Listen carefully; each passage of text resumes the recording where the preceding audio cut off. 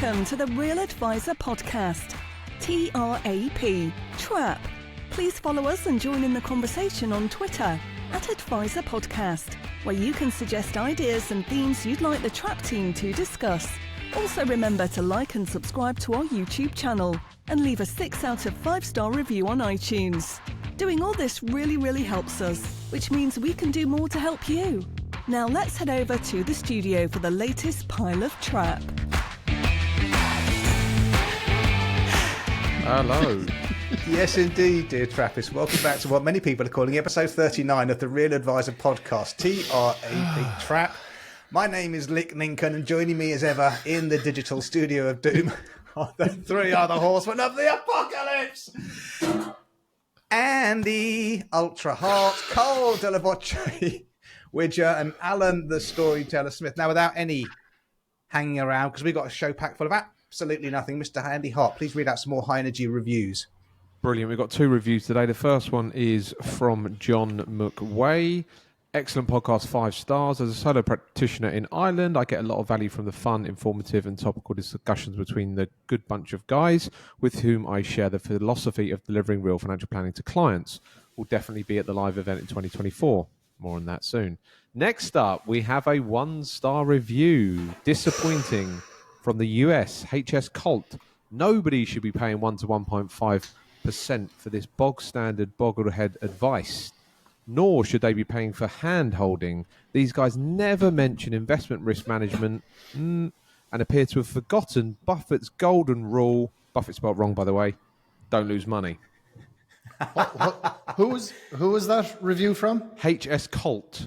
C-O-L-T. Oh. Yes, I was wondering.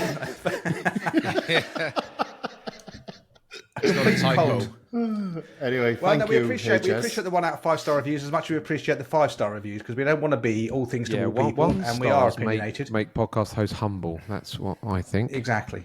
Although I don't think sitting on the fence. I think that guy's coming Ones from or a different fives. part of the world than we occupy. So let me just scroll down here on my thing. Right. While you're all waiting there and being very patient.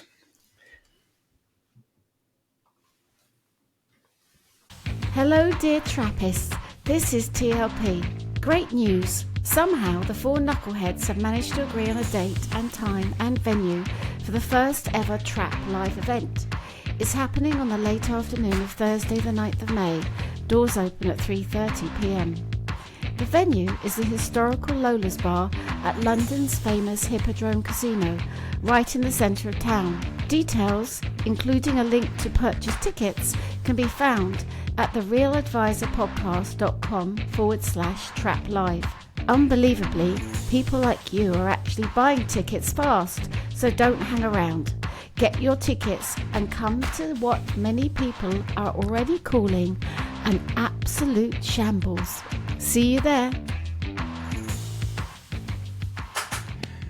That was the lovely Penelope. I'll quickly play. Amazing. She took a few goes to get that right, and I'll quickly play 4 or 5 seconds. If you've got kids in the car, just mute for the next 4 seconds. Gentlemen, laugh out loud in about 5 seconds as if you're hearing this.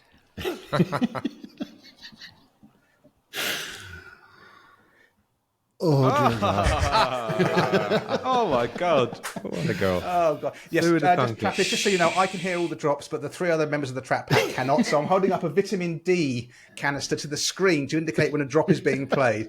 This is what the world we live in: high tech. So, topical tidbits. Andy, TLP was talking about a very significant event coming up. Please elucidate some more. Yes, so this is the official live launch of TRAP Live on the 9th of May in London in Lola's. As it's the official launch, we have a special discount promotion code for those of you who want to grab a ticket. We sent an email to a pre-launch list, and a lot of tickets have been bought. We're at our final 45 tickets, so 105 have been sold. We've got our final 45 tickets. As a Brucey bonus for you trappers listening to this, and hopefully you're listening to this early on a Thursday, there's a 10% discount on the first 20 new tickets after this show gets launched. So what you need to do is you need to go to our website, which is therealadvisorpodcast.com, advisor with an E, therealadvisorpodcast.com. And the promotion code to get 10% off your ticket, once you click the ticket link, is TRAP39. TRAP, all capital letters, 39. So TRAP 3939 trap39. That is the discount code, 10% off. therealadvisorpodcast.com. Hope to see you there, and we're going to sell out this show hopefully a couple of months before it kicks off. Back to you, boss. Great. We're all four of us are super excited about this, as well as being super mega nervous. Mr. Smithy, you've got you spotted a what? Can I? Is it to just what looks? If it looks like a scam and smells like a scam and walks like a scam, is it a scam, Alan? I'll leave the words to hang out of your mouth. I believe that it could be a scam. This is an obvious scam, but I think the additional story here is what do people like us do when we see something which is an obvious scam? There is an organization that I posted this on Twitter 10 days ago or so. There's an organization that go by the name TPP, and they are all over Facebook advertising and all over social media advertising what they claim to be the best possible returns available. They're claiming something like 45% annualized return. If that's not a red flag, I don't know what is. But interestingly, they quote the London Stock Exchange as being supportive of this. They quote something London Stock Exchanges are supposed to have supposed to have said in support of this. And what I did when I saw this, I thought, there are people, to us in the game, it's just obvious scam. What do? You see something and you kind of move on. You do your best to warn anyone around you. But I posted it on Twitter and I tagged in London Stock Exchange at LSE PLC, as is their Twitter handle. I also tagged in the FCA being our regulator, and I also tagged in the Advertising Standards Agency, because obviously this is somebody who's advertising something under false premise. So far, the total response from those three august organizations has been 2/5 of zero. Absolutely zero response. Now, I'm not sure what... I presume somebody out there in these organizations have got, enough people out there monitoring social media and sort of making sure that we're all behaving ourselves. But I just find it quite intriguing that we can tag in all these other organizations, something which is obviously an absolute scam. And I guarantee you that these people don't spend money on Facebook advertising and other social media advertising if they don't get somebody who is taking the bait. Yeah. And so far... zero response, tumbleweed from anyone else. I don't know if any other advisors have seen this. I think a couple of other people did respond to the tweet that I put out, but it's worrying. I'm just not quite sure from a whistleblowing viewpoint what any of us are actually supposed to do. But so far, the response has been absolutely deafening silence. Any thoughts? It's wrong on so many levels. Obviously, all the publishers and platforms are somewhat responsible. Facebook, Google, some of the newspapers that publish this guff. These greed scams are not going anywhere. A fool in their money, easily parted.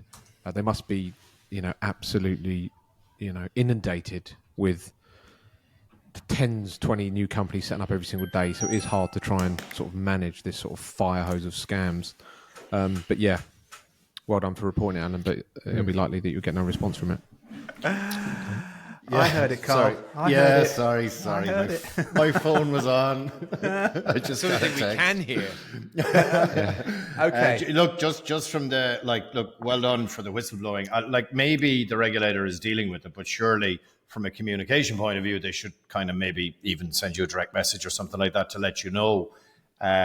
Just acknowledge, right? Yeah, because look, here we are trying to make sure that we're dotting all the I's and crossing all the T's all the time in terms of what we do for the regulator, and yet we see that kind of stuff out. So surely it's a good thing for people to be almost doing their police work for them in terms of reporting this stuff. So look, it is a bit disappointing, but well done for but any of you guys, I don't know in Ireland, but what have you two UK based? If you see something which is blatantly a scam, do you do anything about it? Just a matter of interest? I've done a few different things over the years. Sometimes you can report things and get yourself into a whole heap of mess, and then you get another link sent back to you, and then another 50 questions, and they're going to call you. So sometimes you try and do a good thing, and you end up just in a bit of a mess. But I see it everywhere, and as a regulated advisor, obviously it boils my blood. But at the same time, you've got to pick your battles, I suppose. Okay. Yeah, I because I just don't so I'm not on Facebook. There's a lot of stuff on Facebook, a lot of rubbish on there. Yeah. I don't read any of the trade press, so that doesn't get that. I don't see any of the nonsense in there. I just don't see as I tend to learn these things after the event, after like the London and these bond missales, these offshore mini bonds, hotel condominiums in SIPs kind of stuff. I just don't. And part of me thinks, what's the point? So we know there are whistleblowers like Neil. Now, one of the IFA forum members is a guy in Castleford, called Neil Liversidge, and he's very vocal, and he's called out loads of scams before and written to the FCA and told them, and he's had no response before the event. Nothing. Really? Yeah. Nothing. And he's done it for years and years. He's documented this. He's got the. If you know him, he's thorough, and he's kept all the correspondence he's sent off to the regulator in advance of the fact, saying these are scandals waiting to happen. And a lot of these things, unfortunately, I think it was the London Capital and Finance, I think the one you're referring to, that ultimately, despite the fact that it was not a regulated investment or anything at all, and it just ripped off, I don't know, there was millions and millions, tens of millions involved.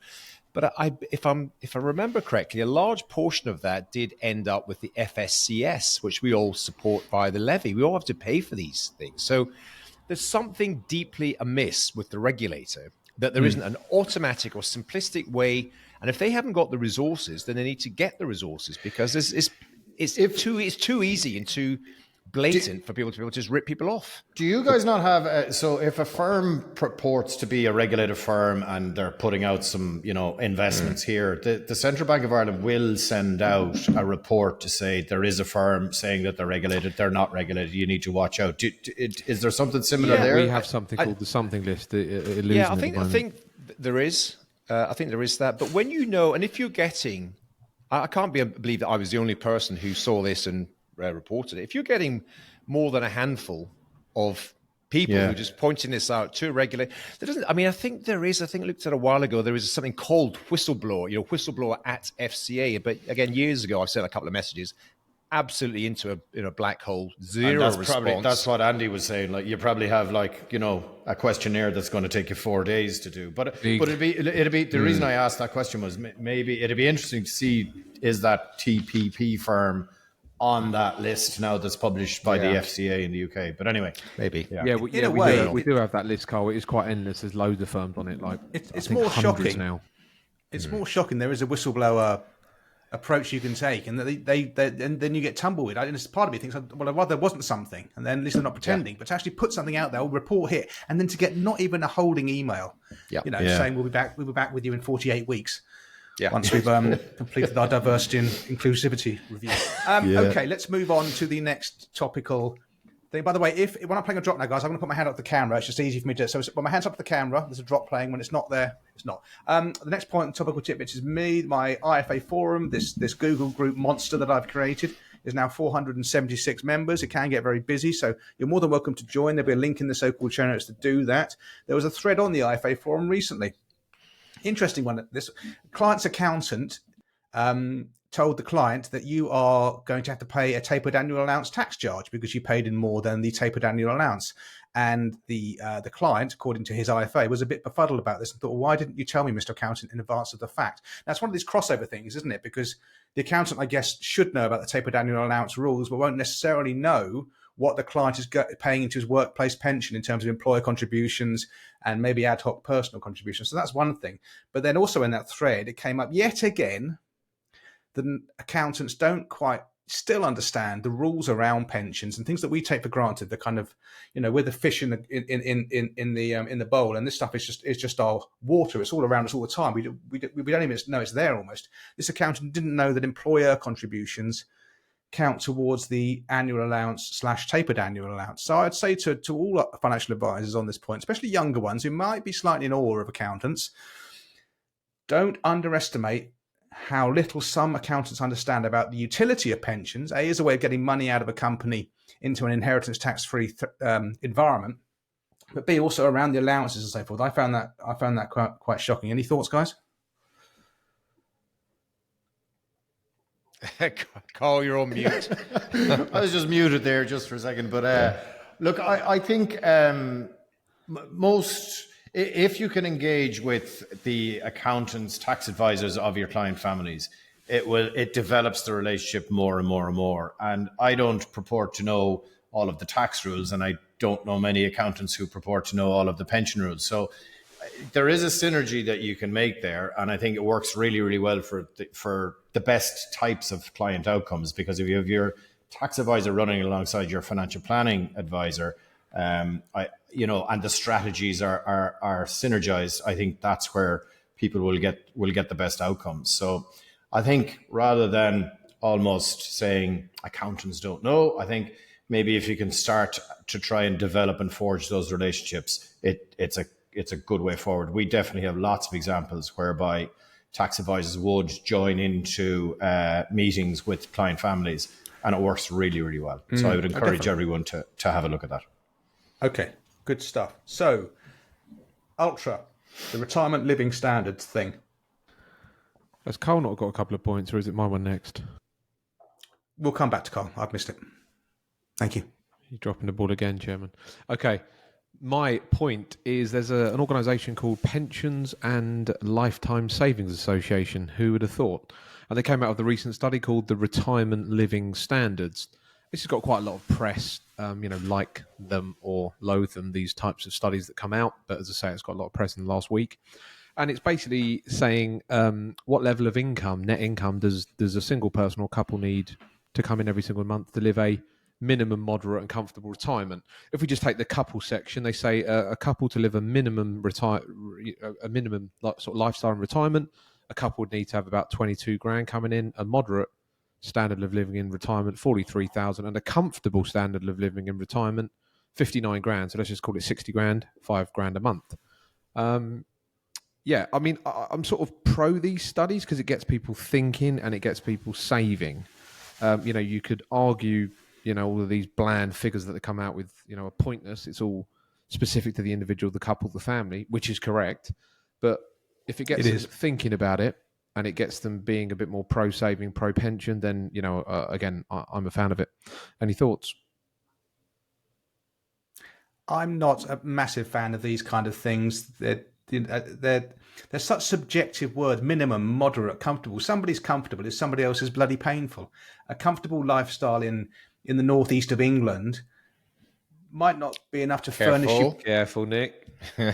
It's a fact, isn't it? A lot of Trappists in the northeast of England. And they're lovely people. They're lovely people. It's a lovely part of the world. Durham Castle, superb part of the world. Yeah. Northumberland coast, some of the best walks in the UK. Nevertheless, the cost of living is slightly cheaper than W1.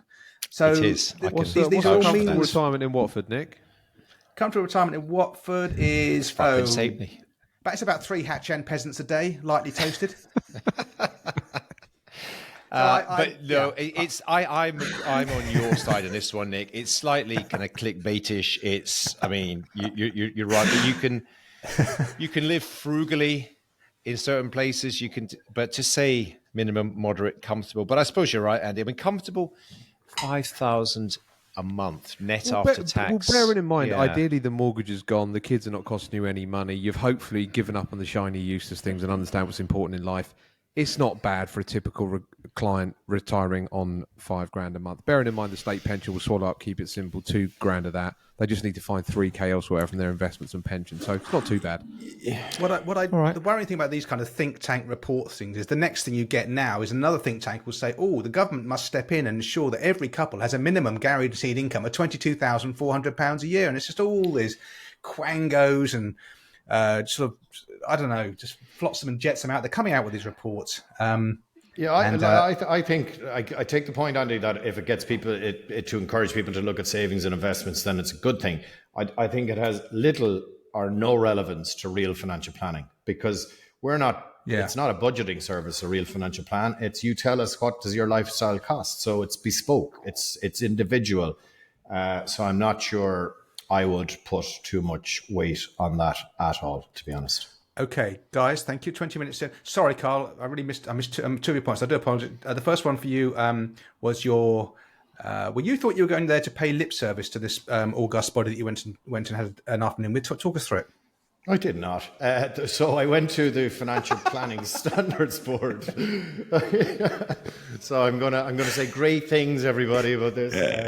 So Emer Kirk is the CEO of the FPSB in Ireland, and she has brought together the CFP Professional Advisory Forum, which is basically a whole bunch of kind of bigger firms, I would say. I think Metis was by a long way the smallest firm at the meeting. And the whole idea was to how can we professionalize financial planning from the point of the CFPs. And interestingly, there's nearly as many CFPs in Ireland as there is in the UK, which we can talk about or not. But I thought it was really good. It was Dante DeGori, who's the CEO. Great name, by the way. Isn't it? And I just thought it was a brilliant name. And he's a great guy, and he did a great presentation, and it was just so engaging, and he was so engaging. So it was great. He's the CEO of the FPSB worldwide. He made a couple of really, really fair points, which, you know, probably I'm in a rush to make real financial planning a profession, and we can't call it an industry. And he just made the point that, look, the FPSB worldwide is 20 years old this year. So it's very new. So we got to be patient in terms of how we, you know, turn this transactional business into a profession. That it's fine for us to call it a profession, but really we're only a profession when the clients who consume our services call us or feel like we're on a par with their doctor or tax advisor or whatever. And I thought it was a very fair point. So they're kind of only getting going. But I just congratulations to Emer for putting the group together. There was a lot of people in the room that I knew of but had never met, and it was really great to meet them, and excited for where the group might go to. I did ask the question about what's the mission or the vision for the group, and Emer was honest enough to say, don't really know right now, but we thought the first point, the starting point was just get the group together. So well done. Yeah. There is a superpower in sometimes saying, I just don't know, isn't there? Yeah, absolutely. I thought, you know what, I'm in so for the next one, because you were totally honest, and it's up to us to really dictate where it goes from here. Andy? Yeah, the CFP has somewhat lost its sort of sheen in the UK, really, because it used to be mainly sort of managed and sort of administered by the IFP. But the big one that people focus on in the UK is the chartered designation, which I think there's just about 5,000 chartered wealth managers, chartered financial advisors in the UK. Are you one, Andy? Of which me and Nick are not proud members of that cohort. I'm proudly uncharted. uncharted. Proudly Nick and uncharted. I think you're Nick and I think you're chartered, aren't you, Alan? I don't know how you slipped through that now. Oh, don't encourage him. No, don't encourage him. My company is. But it is an interesting point you make, because it's. I think we've talked about this before. It just always reminds me Monty Python's sketch, the People's Front of Judea, the Judean People's Front, because it was CFP certified versus chartered. It is for what I don't know why it didn't really fully get embraced, because there's a lot of people who do proper financial planning in the UK, but the CFP as a sort of license thing, which is, as we know, it's a global standard. In theory, you can practice your craft anywhere in the world under that license. It's originally an American thing, but it's global. Yeah. And you've got almost as many in Ireland, and I don't know what the population difference or sort of licensed financial planners, but the numbers are quite significantly different, much more in the UK. But you're right, and the IFP, did lose the way a bit. Obviously, Nick Cann got ill, unfortunately, and has now been subsumed by the CISI. People still do the CFP license, but I don't know when the charter, just for some people, sounds better. It's just been around longer. It's just been. That's as an institute. The chartered badge as a chartered financial planner hasn't been around longer than the CFP. That's relatively new. The CII is about 200 years old, I guess. So it's had this groundswell of membership and money going into it, and then it has. Yeah, you're right. But it's the CII that does the.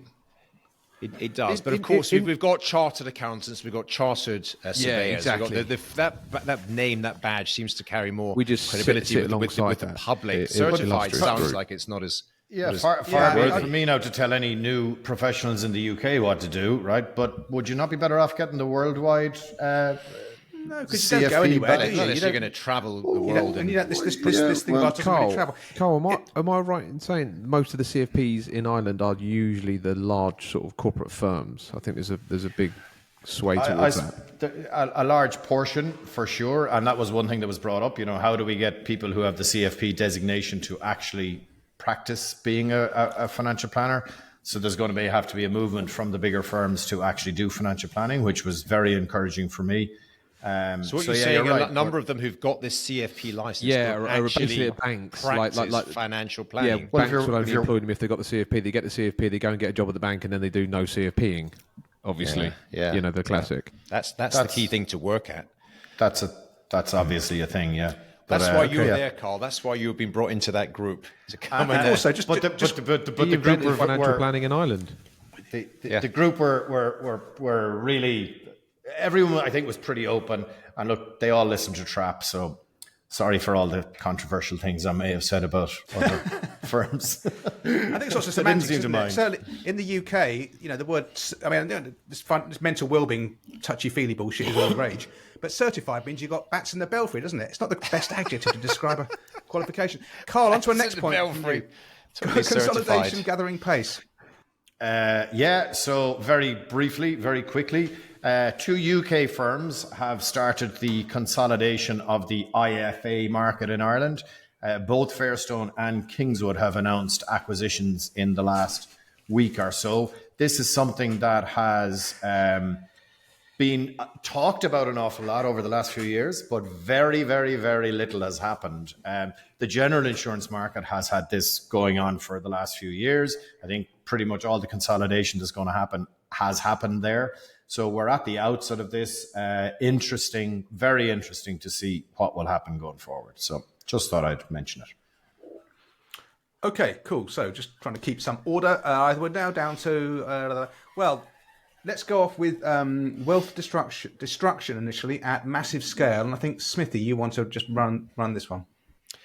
Just briefly, an article which appeared recently in Morningstar. And I will say I'm enjoying reading Morningstar, their online blogs and articles and content. Yeah. It's generally pretty good, well-researched, data-driven, and relevant. And so an article that a journalist at Morningstar wrote recently caught my eye, and it was all about what they kind of refer to as large-scale wealth destruction. And it was speaking specifically about the famous ARC investment fund run by Cathie Wood, which I think we've certainly spoken about this fund and Cathie Wood in particular on the podcast in the past.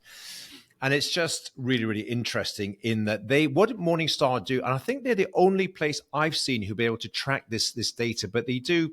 I think the phrase is dollar weighted returns. So they analyze how much money has been in the fund during the periods of various investment performance. And of course, what often happens, and specifically happened with the ARC fund, was that it did kick off and had some quite spectacular performance. Cathie Wood piled in, famously to all these sort of tech stocks, which were ripping away in kind of crypto type investment funds. And they enjoyed some spectacular returns whilst almost nobody was invested in it. And of course, human investors, being human investors, look at the historical recent past performance. And then at the point of maximum return, historically, they all pile in. And as we all know, tracking how that fund has performed in the last few years, it's been an absolute disaster. So for the average investor has lost a lot of money. The figure that Morningstar have tracked it to be is, get this, $14 billion of total wealth destruction as a result of people piling into this fund after the historical performance has taken place. That's a hell of a lot of money to burn, actually, for retail investors. Have we got any idea how much money she earned throughout this 14 billion wealth destruction? An absolute fortune. They're carrying on taking their fees clearly out of this. They seem to have encouraged. She's high profile. She's in all the kind of CNBC and the news channels and stuff in the States.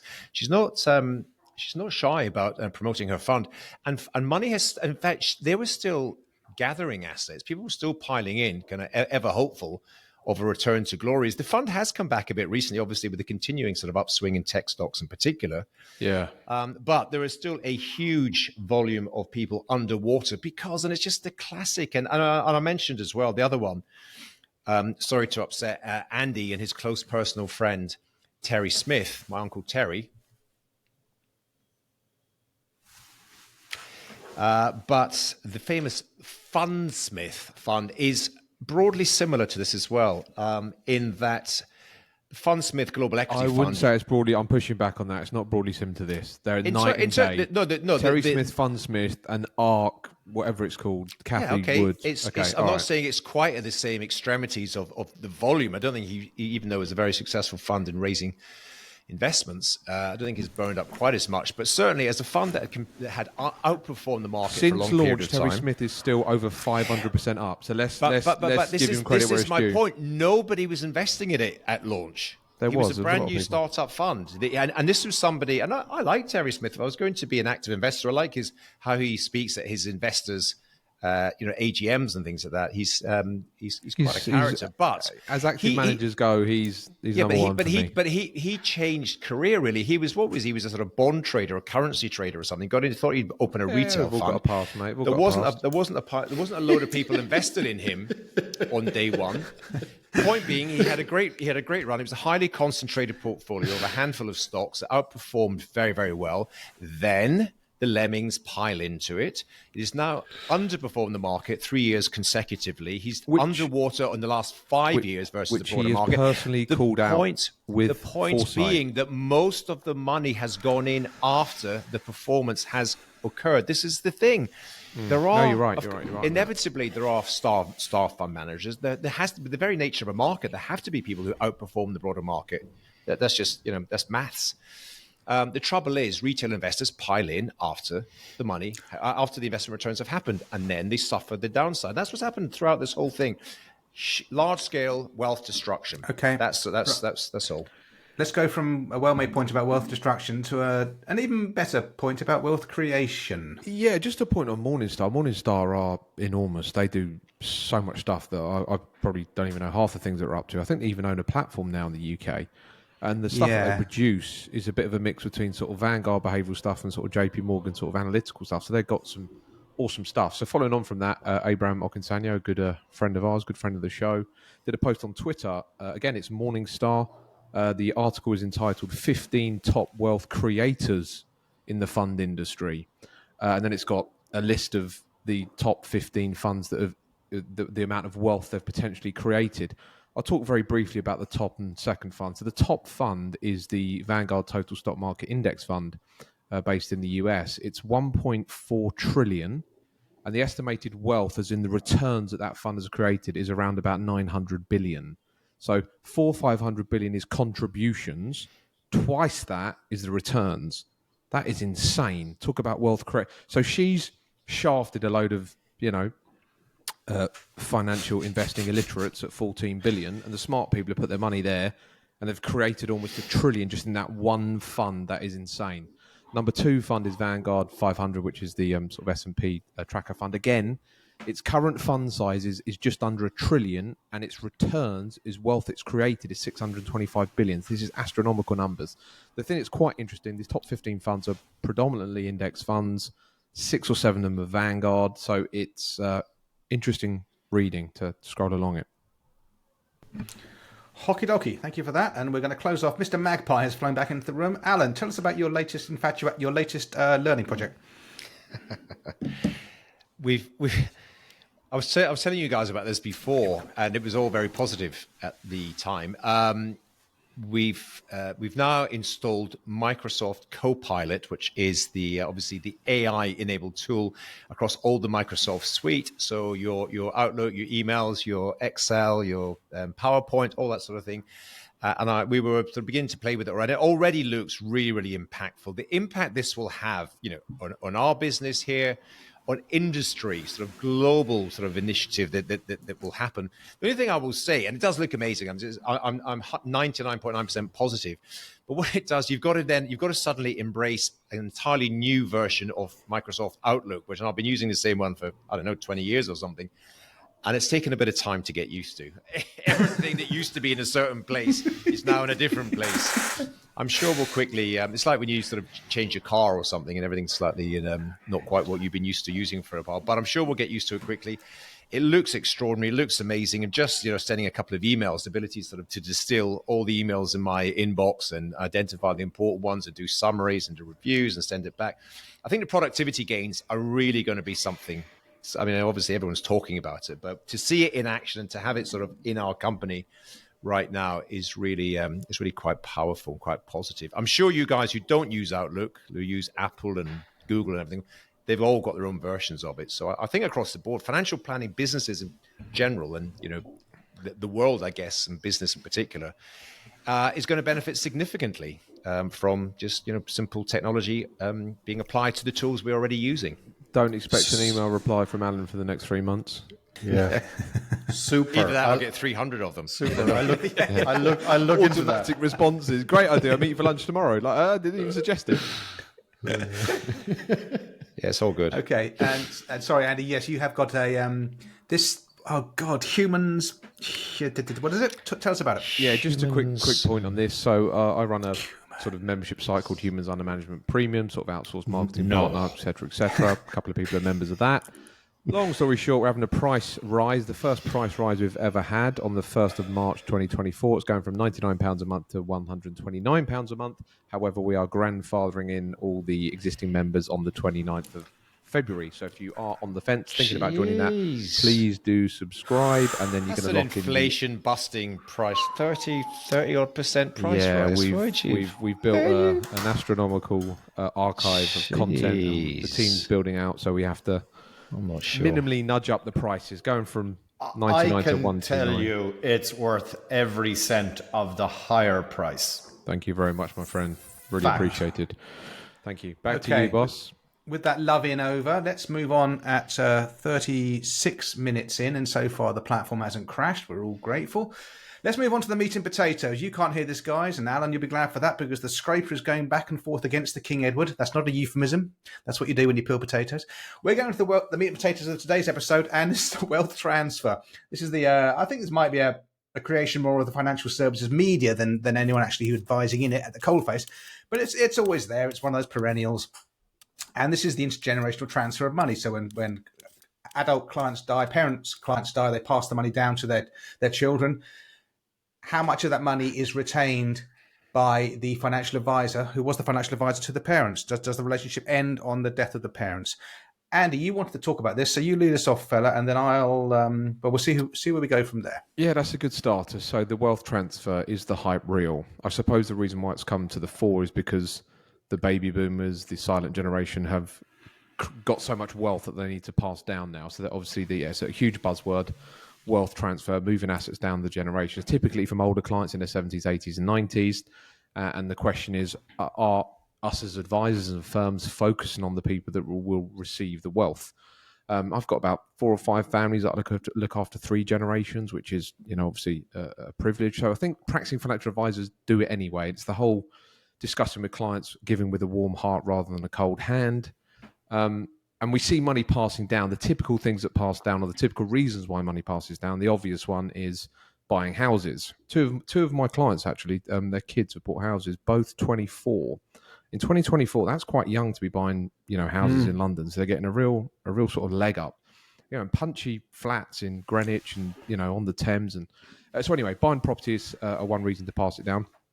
And often they ask us, what do other families do in this situation? What number is an acceptable amount? And it does feel like sometimes a bit of a sort of responsibility on our shoulders to just come out with the numbers during the meeting. I think maybe 50 is all right, 75, 100, you do 125, and all of a sudden, Billy or Sarah is already, they're buying a 1-bed or 2-bed just by the stroke of my my suggestion. It's quite interesting. I often go a bit more.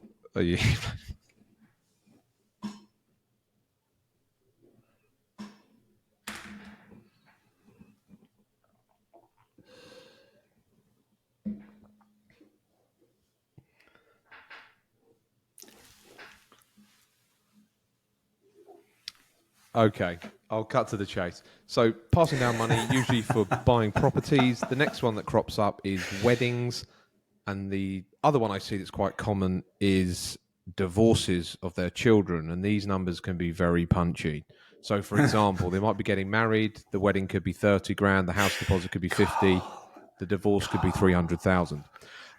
So, yeah. And the other thing is firms have sort of been swept up in this advice from NACS that you need to have an offering, that you need to be vocal on TikTok, you need to be able to use WhatsApp with the millennials. It's like, we're using WhatsApp with the 75-year-olds anyway. We're using great tech anyway. We're not going to change because they're slightly younger. And anyway, so I've seen firms go down rabbit holes of setting up services where, they offer services to the children, the clients, yada, yada, yada. I say to clients when I take them on, Mr. and Mrs. couple, usually typical, I say, I'm here, I advise the family. If your kids have got any questions, workplace, pensions, mortgages, high-level stuff, they can call me immediately. So I've always opened that door when I take on new clients, and I say it's a benefit of working with me. I'm here for your kids and anything that rocks up. But I don't have like a separate service. I've got a subscription model, and everything's got a built-in app, and I've got some watered-down version of investments, which is what I see a lot of firms do, and they waste a lot of time. It's quite a big area. I think practicing financial advisors, we're, like you said, Nick, it's like the fish in the water. We're in it anyway. But I suppose when someone does a presentation about this wealth transfer on stage, again, they're not the coal face. They haven't really got skin in the game. So that's my starter for 10. Over to you, Carl. Me, okay. Yeah. Well, I don't know why you're laughing, because Nick, you said you were going to go, so I wasn't really ready, but I'll go. I agree with most of what you said, Andy. However, I think to entirely ignore it would be probably a little bit silly, right? So, like what we've done is a couple of things. We've certainly offered Meta's life plans to the kids of our more wealthy clients, especially if the kids are kind of maybe late 20s or kind of nearly hitting 30. I'll be totally honest and say that lots of them have said that that's a fantastic idea. Thank you very much. Really, really appreciate it. And nobody has taken us up on it. But maybe that will happen over the next couple of years. So I think, offering that service. I have conducted one family board meeting. They told me it was great, but we didn't do it again, so I'm not sure how great it actually was. I am executor to the will of one family that we look after. But look, I have two other points in this, right? Number one is if you are going to be talking to the kids, right, the mid-20s, 30s, a point I made in the last episode, which was don't be the crypto dinosaur, right? So you gotta understand where people are at, and I think know thy enemy. Well, kind of acknowledge, everything that all of their friends, their peers are going to be talking about, and if you're not investing in crypto, then you're a total loser, kind of thing. So I think there's an education piece that you could be going through, or you could bring them through. So that's one point. But something very interesting, I didn't know Andy was going to be bringing this up, but in the last week or maybe 10 days. Samantha Russell, who's at Samantha20 on Twitter, posted that 70% of surviving spouses of boomer husbands transfer to a different advisor within 1 year of the boomer husband passing away. Sorry, Carl, where are those stats from? The United States. So wow. Samantha Russell put this up, right? So my whole point, and this would be our focus here for absolute sure, right? Whereas we're kind of cognizant of the other stuff, but this is something that's, an absolute non-negotiable. If you're doing real financial planning, you got to do it to the couple. You got to do it to the husband and wife, and you got to focus on both equally. And if there's one person within that couple who's maybe not as financially savvy or as investment savvy or whatever, you got to bring them on the journey. And I would be, always saying you focus actually on that person a little bit more, because they need to know that you're their trusted partner if something should happen to their family partner. So I think that's really, really important to focus in on. So I think Andy's point, generally speaking, was the wealth transfer from the parents to the kids.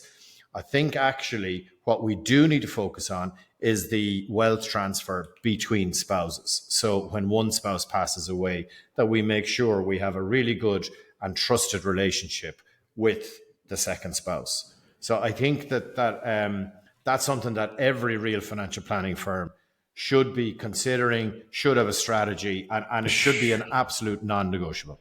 But as you've alluded to, that is a slightly different point. But yeah, so unfortunately, I've lost 4 clients through death, but fortunately all 4 spouses have stayed with me, because from the start of the relationship I look after the families, everything's sort of as one, all meetings are together.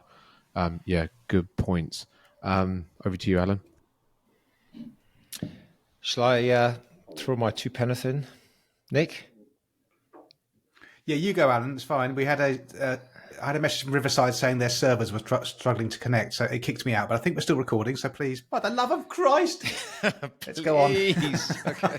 I'm sure if this is going to be Should we tell them what's happened? No. No.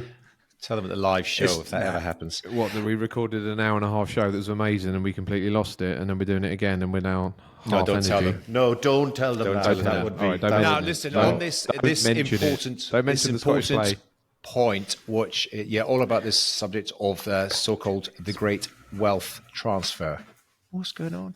The Great Wealth Transfer. So, look, here's a couple of things that I've got, and I do read about this quite, it's one of these sort of things that comes up periodically, doesn't it? As you say, and all the sort of so-called experts and big companies, what are you doing about this? You're going to lose all your clients and all your assets.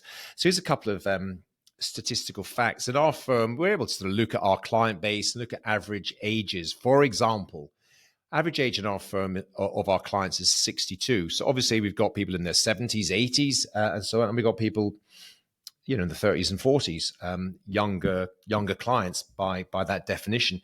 If you've got a couple who are age 62, looking at a lot of the the evidence, the chances are that at least one of that couple will still be alive when they're 90. So in theory, if you're just from a sort of client preservation viewpoint, we're likely to have several decades of just our existing client base, still in place. We'll still be advising them, still being giving them, and I guess, in theory, the advice becomes even more valuable to those people once you become, older, and there's, other more complex issues around tax planning, estate planning, gifting, for sure helping out the next generation, but they're likely to still be clients for many, many years to come, hopefully.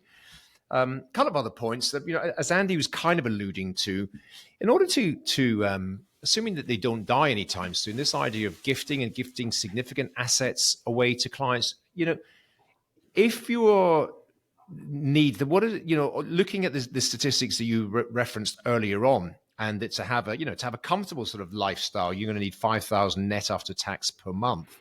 Well, what sort of value of investment portfolio you're going to have? It's going to be quite substantial, $1 million, 2 million plus, in order for that to happen. That's just to support yourself. I know that parents and elderly parents and grandparents do want to help their children, the next generation, but they can't always do that, or unless if they do so, it may be at the cost of their own lifestyle. And I always say, put yourself first, help your kids out where you can. It remains a challenge. I know of at least half a dozen firms that have set up these kind of online platforms, to help the kids, and just so you can open your ISA, your junior ISA account there.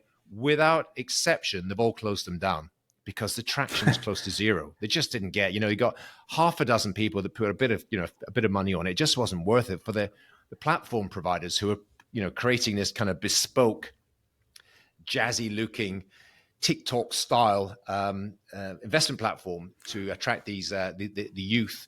It just wasn't really getting any traction at all. So I think there's I would question the premise upon which this whole thing is based from personal experience right now. As a firm, we absolutely will help and will offer to help and have conversations. I don't think a 25-year-old really needs a deep dive, full fat financial plan. As I often say, they don't know what they're doing at the weekend, never mind like 20, 30 years from now. Yeah. So, and it's all a little bit alien, a little bit unusual. What I do know is there are some key financial related issues that affect a 20 or 30-year-old.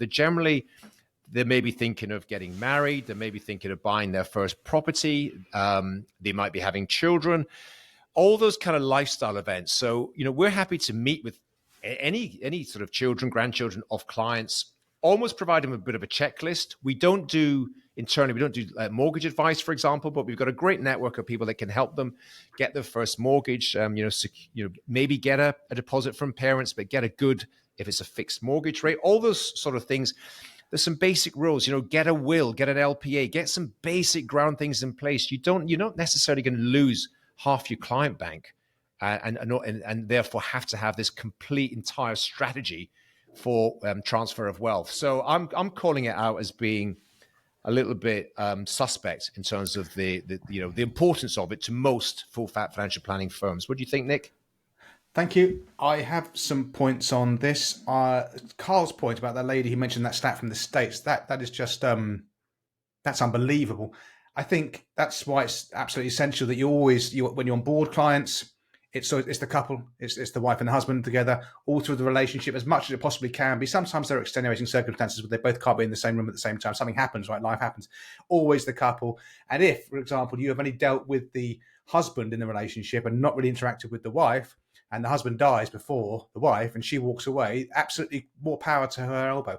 If you've had a long relationship with a couple and the couple have always been present and the wife walks away once she's a widow, that's fine. You've tried your best. She just doesn't like you. But to not even have the courtesy to get both people in the room over the course of the relationship, I think it should work. I think we live in a bubble. I think most typical financial advisors, just look after individuals and pots of money. They are not as strict as we are on this. Yeah, okay. Well, that's yeah. You could be right. Right. Can I just say, as he's interrupted you, Nick, I'm going to do it as well. You should have been a politician. Oh, you tried to be a politician because you've answered a different question to the one that was asked. This is I understood it was the great wealth transfer into the next generation. Now we're talking about the couple should appear. No, you were talking about powers of attorney and wills, Alan. That was quite canny. For the children. Carl brought in the couples thing, and I'm just reiterating what one of the trap packers already said. Alan, were you dozing off through Carl's People say that one of the beauties of trap is that it sounds like you're having a conversation in a pub, and I think they'd just be nice. But today, it is actually like having a conversation in a pub. Yeah, carry on. Yeah, carry on, exactly. So there's that. Okay, I shall park that. I won't come back to that because it obviously upsets storyteller. The other thing I'd say, intergenerational wealth, a lot of it, it'll only be the wealthier clients, I think, where the IFA, the advisors are going to be in a situation to maybe pick up that intergenerational wealth. And here's an example. I've had a client couple I've been working with since 2002. They're in their 60s now. They're coming into that financial independence day where they can walk away from work at a time of their choosing. And their daughter now, she's in her early 20s, super bright young lady. And I had a Zoom meeting with the parents recently. And I said, look, next year, how about we just get your daughter involved in this meeting? And they were totally receptive to that. And because of Zoom, you can do it. Husband can be over there. The wife can be over there. Daughter can be over there. 3 different geographical locations. And you can bring them in and you can bring the daughter into the conversation. And again, they may like you. They may not like you. I'm not going to change my approach for the daughter. I'm not going to go TikTok and what have you and Instagram and have a special portal that she can never look into because she's not interested. You can make it as exciting as you want. They're not going to buy it unless they buy you. That's the end of the day there. And I think also when the NACs get on stage and say the intergenerational funnel, this waterfall of money is going to cascade down through the generations. They don't have a clue how bloody much work is involved. I had a client who died a couple of years ago. Really nice guy, lived in Whitstable on the down near the Medway in Kent. And he passed away, and I'd managed about £300,000 worth of his money. He came with me when I just started up my new firm. I just liked him. We'd never done financial planning. He was more of an old-style transactional club. I just felt obliged to look after him because he came with me, all right? It's one of those seed clients that helps me start my business. But I had no relationship with his children. He had 3 children. When he died, they were each going to get a pot of £100,000. And the mum, who wasn't inheriting this money for various reasons, said, all 3 of my children want to come on board. And I thought, no, I don't want, they don't know me from Adam. There's no goodwill there. There's 3 clients I've got to on board for potentially £100,000 of investments because the children are young. They've got mortgages and debts, really. Not my target. I don't want them. I'm sorry. I don't. And you would have been all over that in 2008. I would have been all over it. And you'd have been doing the remortgaging, Andy, helping them buy more polyester suits with their proceeds. But at the other extreme, it's not just that. I've got another client, John, who's this lovely guy coming towards the end of his days, I imagine. He's got about £1 million in his pension, no children. On his nomination of beneficiaries form, he had to go to a second page. He's leaving his pension fund to about 14 nephews and nieces. That money can cascade away as fast as it bloody wants. I'm not onboarding. You would have been all over that in 2008. It's just an absolute logistical nightmare. So there are technical things as well around this. I think we've just got to accept that if you the wealthier clients are the ones that can afford to put money into JISAs for their kids, license for their kids, could do the pensions for £2,880 net for their kids year in, year out. They're the ones that you want to engage with because the money is going to flow down to them. They're the ones, thanks to Zoom or whatever technology you use, you can bring them into the planning. Even if the youngsters only come in for the first 10 minutes of the meeting, look, meet my weird financial advisor, have a look at him. This is what you can be if you follow this path. And that's what I think on it. I think it's generally there are always going to be people who reach a stage in their life where they think, well, I might not be continuing to work the rest of my life. They might be millennials right now. They might be 25 or 30 or whatever it might be. But at some point, the need for the increasing levels of complexity, the need to get some sort of professional, third-party, independent oversight of you is always going to be there. It exists now. God, there's plenty of 65-year-olds that don't need financial advisors. I think they can DIY, do it themselves, learn on YouTube or whatever. I believe there'll always be sufficient people with enough ambition and sort of self-awareness to realize that this is complex and they don't want to make big mistakes, which are often irreversible. These people are always going to, and they might be youngsters now, but they'll be clients of advisors in the future. And the last thing I'm going to say, and it's with a tinge of disappointment, that I guess that what you've said there, Nick, is that you're not about to launch your own TikTok channel. We're not going to see, are the youngsters not going to see Nick Lincoln on TikTok, giving them some financial advice? I don't believe it. You'd be an absolute runaway hit on TikTok, I think. I'm going on TikTok if he goes on TikTok. I've got enough. It takes enough time to manage my Instaface channel, so there's no way I'm going on TripTrap. Andy, your fingers raised. Yeah, couple of points. I mean, Alan alluded to it. We work with slightly older clients with slightly more money, with slightly more complicated situations. We help them answer expensive financial questions. Am I going to be okay? What do I need to do for retirement? What mistakes am I making? With 25-year-olds, they're just, as you say, living for the weekend. They've got minimal stuff to worry. They've got cheap financial questions. We're not really in that game. Quite an interesting one recently with real clients. I'll keep it vague, but Mr. and Mrs. put some money aside for their 2 kids to buy a house. So we put aside a chunk, let's say 100 grand, and it's been invested for a few years.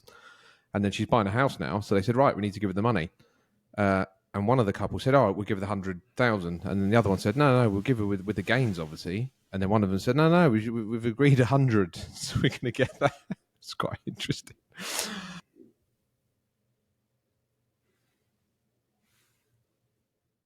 Right. Unmute Carl. Come on, unmute him. He's dying there. Okay, I think have we given wealth transfer a damn good thrashing? We finished on a high there. Let's move on. Let's have a little bit of a vote. Is it real or hype, Alan? Hype. I think it's a thing. But I think you can't adjust who you are to get it. If you want to pick it up, you've got to be yourself. I'm fudging. I'm a politician. You say I'm real fudging. Or hype? One word. Hype. Della voce? Real. You got to be cognizant of it. One word. I say hype. Back to Real. you, 3-1. Let's go. Okay, right. I'm going to now. Let's just see if Posty's got this bloody knack of getting the sack up my drive. And it's actually working. Not that you guys can hear it, so just watch the calluses on my hand. Look at my beautiful skin. That's not seen a day's work all its life. That's the beauty of having navvies in the lower field. Posty is at the front door. She's rung the doorbell. And the sack is bulging, so we're going to pull one out from the sack. Let's see who this is from. I've got to change hands. I'm blocking the camera with a different hand. It's difficult. Opening up this letter from a dear Trappist. God, you have got calluses on your hands. What the hell? It's all the weights he's doing. It is from the weights, actually. It's from the grips. Anyway, this is from Will, who's on LinkedIn. I'll put the link to your LinkedIn profile, Will, in the so-called show notes. This is the bloody... That's a great question, but it goes on forever. So have a lie down after the first paragraph, Trappist. I'm a youngish IFA, turning 29 in November. I'll be 38 by the time you finish reading this question. He didn't say that. He should have done. And I've been in the industry for 7 years or so. I've been listening to the podcast for a while and find it really helpful to get outside perspective on financial planning, other than those I work directly with. I know you're all advocates of passive investment strategies, and I understand that over the long-term financial plan, this is likely to generate excellent returns, arguably more so than active managers can provide. But in the current climate, with advances to tech and the availability of information and markets becoming more sensitive to sentiment, no idea. Is there an argument to explore active strategies in the hope of a more comfortable journey for clients, possibly at the cost of not beating well-known indices? If you can still achieve decent long-term returns but have a smoother journey, Is that not what clients want? Okay, I'll quickly go first. Yes, well, we're not here to give clients what they want, Will. We're here to give them what they need. Clients want absolute returns. Clients want with profits. They don't work. If you want the superior long-term returns, you take the volatility that goes with it. The volatility is your friend. Mr. Hart. He's going to be trying to be as kind as I can here, but it sounds like he's swallowing all the latest investment BS, and it's mainly focusing around volatility. I have put a great video together on this, Humans Under Management, about the informed risk scale. I'll check it out. There's 4 types of risk that people only focus on one of them. The biggest flavor of risk is loss of capital. You need to diversify and no blow-ups. Inflation is the next dangerous flavor of risk. Money is purchasing power, not currency. He's focusing on volatility. Volatility is a feature and not a bug of investing. And a dangerous risk that nobody even talks about is low returns, which is silent, hidden, and destructive. So it's great that he's on his path and he's thinking about investing, but coming out of things like 3 out of 10 sentiment and what clients want, he's got some learning to go. Alan? Yeah, I agree. First of all, there's no such thing as passive investing. You can't be passive. You have to make an active decision around things like asset allocation. I call it, we're simply efficient and effective about deploying and capturing the returns that are available to anyone. So it's not passive at all, but we do use index. Just rolls off the tongue. It's just index investing, Carl. Index, not passive. Asset class investing.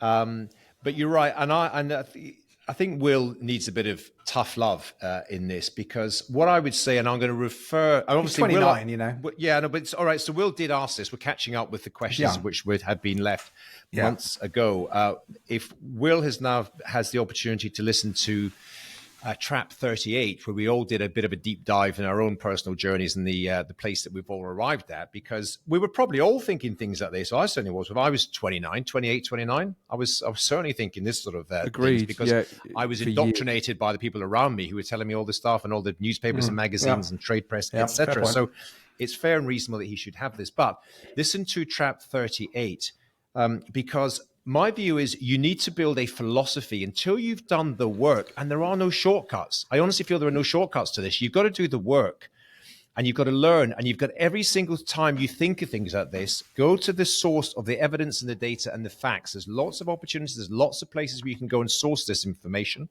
We'll talk a bit more about this on Trap Live. You'll come along to that if you can.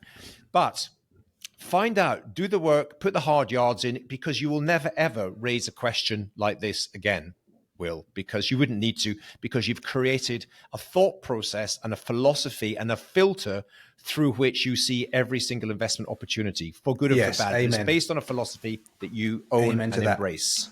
Andy. Other huge red flag words from journalists or even advisors: cautious, balanced, adventurous. I mean, honestly, shoot me.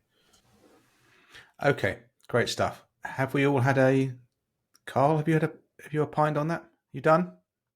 I think we said it all, haven't we? Oh, Carl, you are the man, aren't you? Okay, I'm now going to move on to Culture Corner, and I'll show you some different calluses. Enjoy these ones. Wow. Okay, Culture Corner. So let's go. Okay, so I'm first up. It's a Netflix documentary called Stutz, Phil Stutz, Jonah Hill. It's him and his therapist. They have candid discussions about various things that's going on in Jonah Hill's life. I think it's an awesome documentary. Do check it out. It's great. You see an insight into the sort of therapist-client relationship. It's called Stutz, Stutz. Check it out. I think Alan watched it a couple of years back. I'm sure you've mentioned this about 3 times before on this podcast. It's the IKEA wardrobes, mate. You're getting confused. Well, you said that twice today, and you said that twice today as well. It's like Groundhog Day. This is. No, just a quick question, because I did watch it ages ago. Do you think there are any lessons for a financial planner watching that show about? Because he's obviously like a world-class I think coach, consultant, therapist. I think the mental models he teaches Jonah are pretty awesome. The scribbling that he does when he's having the meeting with Jonah, which is different cards to explain concepts. Yeah, like anything, you take, things, small points from it and apply it to your own world, don't you? But I think it's definitely worth checking out. I thoroughly enjoyed it. All right. Okay, cool. Next. You, Nick. No, because I've changed the show notes, as I said earlier. And you It's printed you, yours Alan, off, your haven't you? podcast. Oh, for God's Actually, I will go. sake. Okay, Curb Your Enthusiasm, last series. Some people like it. Two of us on this call love it. The last series has started. I watched the first episode. Not that great. Hope it picks up. Alan, you'll go. Oh, was it? Yeah, I've watched bits of it. I haven't watched all of it. I love it. Absolutely wonderful show. My Culture Corner, probably my favorite podcast is Tim Ferriss. I think he's the GOAT of podcasts. He gets such really interesting people in. One of his most recent ones, he interviewed a guy called Noah Kagan. And Noah Kagan is also somebody I follow on social media, quite a character, the tech entrepreneur. He's got a business called AppSumo, which is doing about 80 million of revenue. So a successful business in its own right. He himself has just written a book, something called The $1 Million Weekend, which I have bought but not yet read. So therefore I will not refer to that, because you can't talk Culture Corner unless you've actually read the book, Mr. Hart. But this podcast that he does, Noah Kagan on the Tim Ferriss Show, it is 4 hours long. I've just about finished it, but the first 1 hour is well worth listening to. If you are in business, if you're building a business, creating a business, the stuff that Noah Kagan talks about exactly that, about how to generate revenue, how to reduce costs, various sort of tips and tactics that he's deployed to get to an £80 million annualized revenue business, well worth an hour or so of your time. And if you like it, you carry on listening for the rest of it. But strongly recommended, Noah Kagan on the Tim Ferriss podcast. Thank you. Excellent, thank you. So my Culture Corner is totally different, and I'm going to go a little bit deep here. So this is the day after Valentine's Day, and Valentine's Day is the universal day of love. But in my house, it's also the Widger triplets' birthday.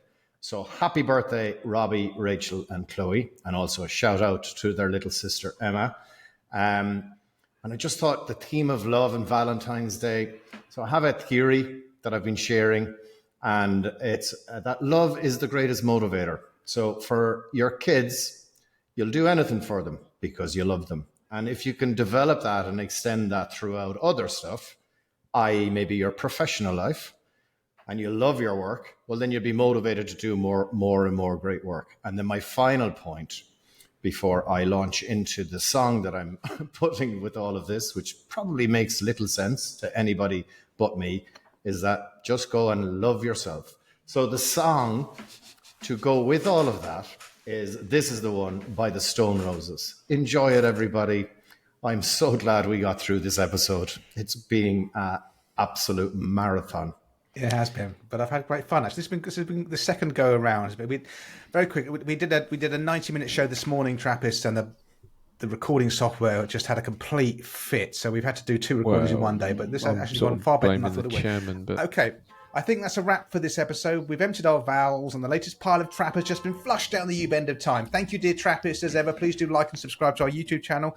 Most people listen to us through the years, through their podcast. Do make sure you subscribe to this podcast through your app of choice. That way it arrives on your phone, freshly baked, 1 a.m. every other Thursday. We're going to play out with TLP once again, just reminding you about the event of 2024, May the 9th. See you there. Thanks, Trap Pack. Adios, Trappists. See you later. Go buy your tickets. Hello, dear Cheerio. Trappists. This is TLP. Great news. Somehow the 4 knuckleheads have managed to agree on a date and time and venue for the first ever Trap live event. It's happening on the late afternoon of Thursday the 9th of May. Doors open at 3:30 p.m. The venue is the historical Lola's Bar at London's famous Hippodrome Casino, right in the centre of town.